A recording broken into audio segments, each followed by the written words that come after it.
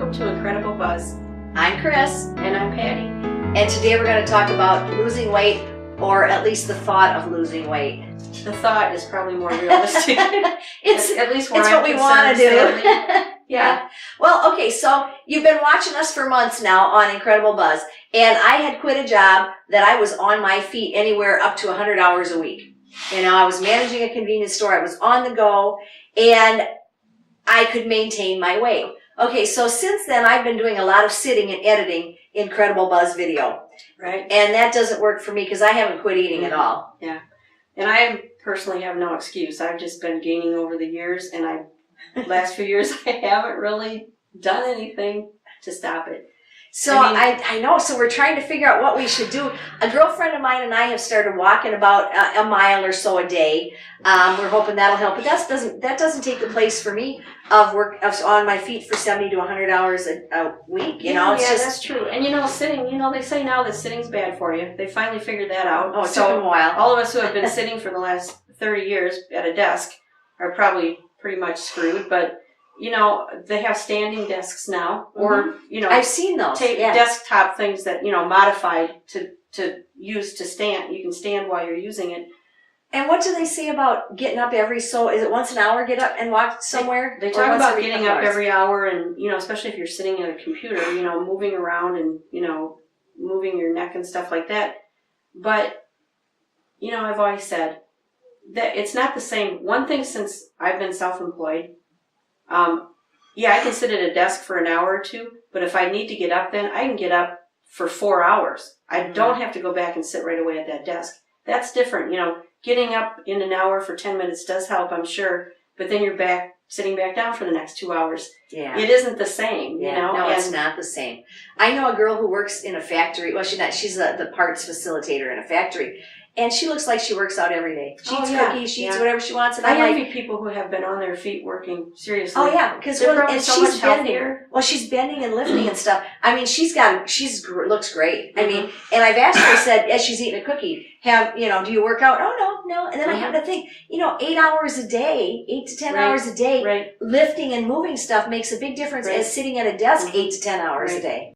Now, as far as walking, walking actually is, I think, the perfect exercise. I mean, it can be boring, but I know from in the past when I've really needed to lose some weight and get healthy, all I did was walk. And I mean, walking took care of everything except flabby arms, walking, unless, like you said, if you use weights or something. Well, you can put those some like weighted bands on your arms too. Does that really work, do you think? I bet it does, but they say that when you're walking, you should be swinging your arms too. That's getting that exercise. Now, dancing, that's how I lost my weight, and I didn't even know I was losing weight until all of a sudden it was just like it had melted off. But I was dancing quite a few nights a week just because it was fun. It wasn't. If somebody told me I had to exercise 20 hours a week, I'd tell them they're nuts. But I was out dancing that much. Well, see, you need to dance then. I do, but I can't get Bruce to dance, so that kind of, and he's sitting back there laughing going, I knew that was coming. And I like dancing. I think that's a really fun way to it is. Just, you can get in good shape and be healthy and have fun while you're doing it. I am terrible for exercising. If you told me I had to exercise anytime, it's don't even ask me to do it. Yeah. But, but I'll play volleyball, I'll dance, I'll walk, I'll swim.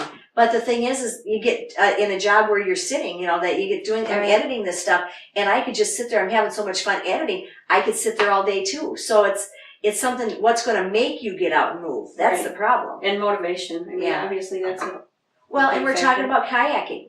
I said I'm going to have to kayak more this summer because that's really good for the middle, and that's what I'm having a problem with. And your arms, hopefully? Yeah.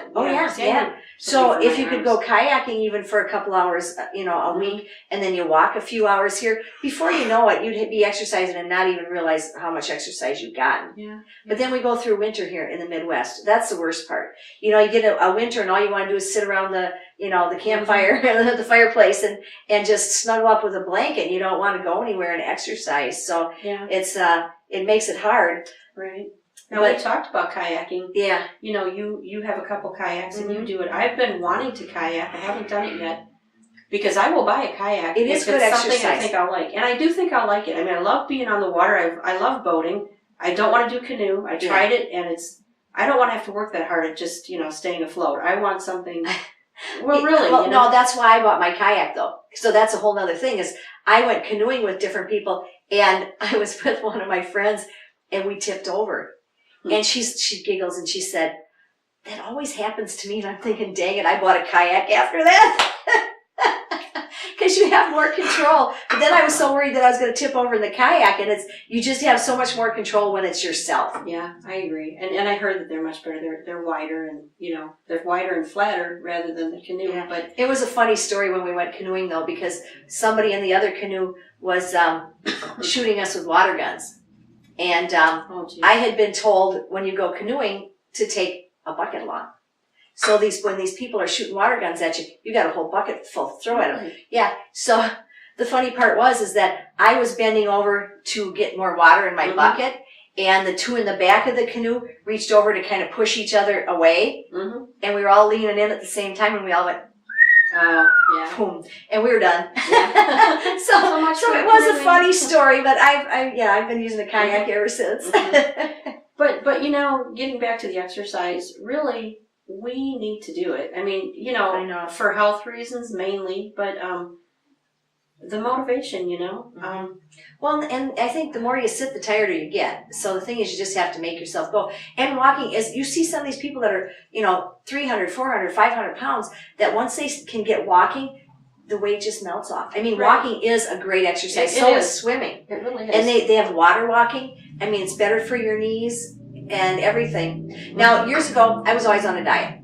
When I was in my 20s and 30s, I was on a diet all the time. So the thing I discovered is if you want to count calories, you can take what you want to weigh and multiply it by 12. And that's how many calories you can eat in a day. So if you only want to be 100 pounds, you can eat 1,200 calories a day.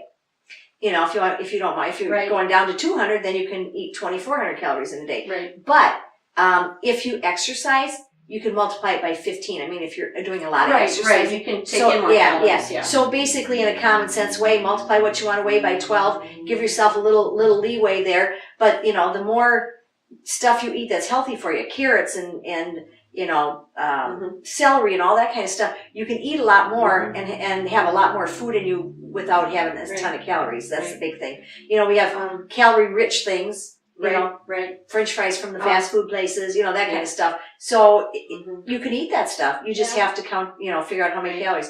If you eat more calories than your body burns, 3,500 calories makes a pound. So if you eat 3,500 calories more than you wear off, you're going to gain a pound. Right. So, and I'm sure I'm eating that many more a day. Eating, you know, eating a lot of junk is not good either, but. So Chris, maybe we should. Oh, don't even go there. I like to be challenged. I don't want to be challenged. I want to be challenged because I have no motivation. But if I'm challenged, I can't do it. I'm more motivated. I can't do it. Well, I was just going to say there might be a lot of other people. We say we're going to do it, then we have to do it. No, right. But we'll be glad. But there's probably a lot of people out there who feel like we do, but then and maybe they will join us in this challenge. But then we'd be failures if we don't do it. And I don't want to be a failure. No, I don't believe, no, I don't consider myself a failure because I haven't lost the weight that I thought I would lose by now. I look at it like everything's a learning thing. And it's, you know what I'm saying? Like, I'm an expert on this. You're not a failure failure because you haven't lost weight. You know what I'm saying? Yeah. I'm an expert on this losing weight thing. But after I was on so many diets, I said, I know I have to die of something, but I'm never going to die of starvation. No, but that's my goal in life. But you know what? Let me just say, honestly, when I've had to lose weight, you know, and when I was younger, I had a very high metabolism, and in some ways that was kind of bad because when I got older and started to, you know, go through after menopause and all those wonderful things, you naturally gain weight, and it's like, wow, what do I do now? But I do know it's got to be a lifestyle, you know, because what are you going to do if you strictly diet and do something that you're not going to do the rest of your life? What do you do after 2 months or 6 months when you're done with it? I don't want that. I think you just need to eat healthy, stay active and exercise, and try to maintain that. And but I know it's hard. I mean, I'm not doing it either. Yeah. But, you know, that would make sense. Now, but I do have some advice for different things since I was on diet so much when I was younger. Weigh yourself first and document it. if you're going to do it. Mm-hmm. And also measure like your thighs and your waist and your chest and stuff like that. Maybe your arms too. Okay. I'm going to get Chris to agree to this she's not going to get me to agree. lifestyle challenge, and maybe anybody out there that wants to join us, and we'll make it something fun. Yes, let's think she's about challenging herself because I'm not doing it. We'll see. We're out of time as usual, Chris. So we'll continue. We're going to continue this debate after the camera's done. Yes, I'm sure we'll be talking for a while. Remember, IncredibleBuzz.com. Check us out. Share us as much as you can. We want to go viral with some of this stuff, and we want to remind you that life should be an incredible buzz.